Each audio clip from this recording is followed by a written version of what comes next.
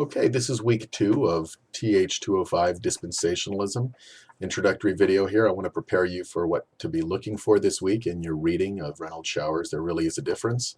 I also want to introduce a couple topics for you that you will engage in as you get to the discussion board and further into the course notes this week. We're going to be looking at the covenants. We're going to be looking at the biblical covenants, that is the covenants that are explicit in the Bible, that are actually called covenants. We'll also be looking deeper into covenantalism's covenants. Now, I want to make something clear here about this. We've spent some time last week looking at two different systems. One of them is called dispensationalism. One of them is called covenantalism, otherwise known as dispensational theology and covenantal theology. Right away, by those terms, you would think that one of these theologies, dispensational theology, focuses on something called dispensations, which you may or may not yet be real familiar with what that even means. Whereas the other one, it has a more biblical sound. It's called covenant theology, and you would think, yeah, that's covenants are in the Bible. So let's explore that and see what is meant by covenant theology, because right off the bat, it sounds like it should be more biblical. In fact, you'll find this week as you look into it that covenant theology is so named not because of how it perceives and because of the attention that it gives to the biblical covenants. That is, when I refer to biblical covenants, I'm talking about covenants that are explicitly revealed in the Bible. For instance, when God made a covenant with Noah, that he would no longer destroy the earth, he would not flood the earth. When God made a covenant with Abraham, and Abraham split the animals, and God passed through to establish that covenant with Abraham. When God made a covenant with the children of Israel, with Moses on Mount Sinai, the Deuteronomic covenant, the covenant that established the law, we read in Deuteronomy.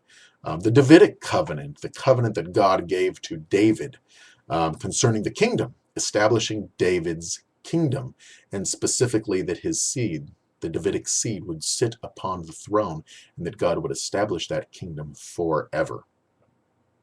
Those are biblical covenants. Also in Jeremiah 31 through 33, we read about the new covenant.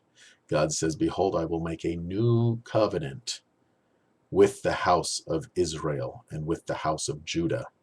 It will not be like that covenant that I made with them before, which my covenant they broke." That's again referring to yet another covenant. And when God uses this specific language, we recognize and identify these as covenants. These are undeniable covenants. Covenantalism really has nothing to do with specifically these covenants. It's not identified by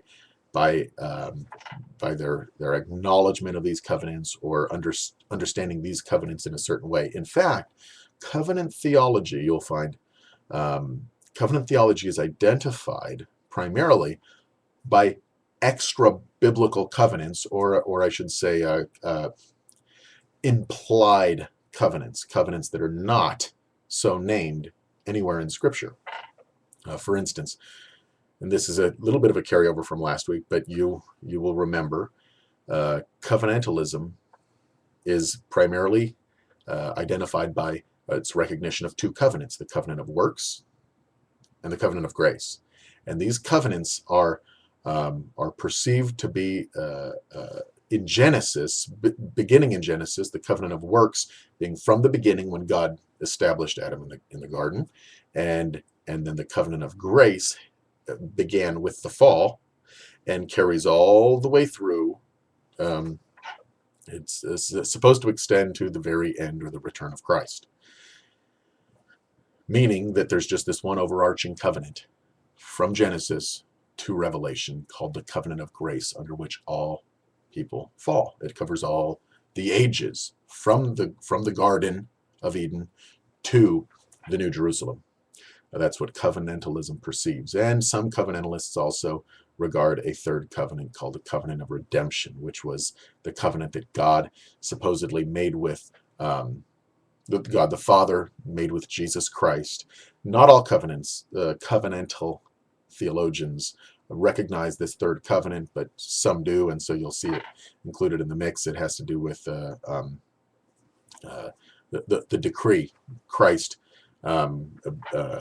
coming to earth as the Son of God and giving himself for mankind.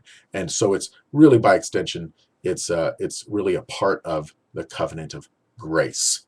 And covenantalists who do not recognize the covenant of redemption kind of just see that as an extension of the covenant of grace. Okay, these two covenants are not named as covenants anywhere in Scripture, but these are the covenants for which covenant theology is named. Okay, what I want you to look for this week as you go through your reading, as we look at the covenants of the Bible that are explicitly named, is see how those covenants tie into covenant theology or dispensational theology. Do they support one or the other?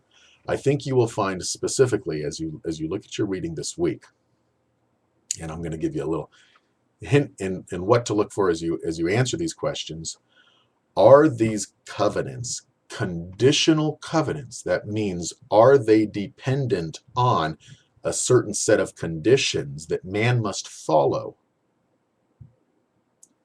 Whereas if man does not follow them, they will not continue. Or are they unconditional covenants that God establishes with man, saying, behold, I will do this, and this will be forever?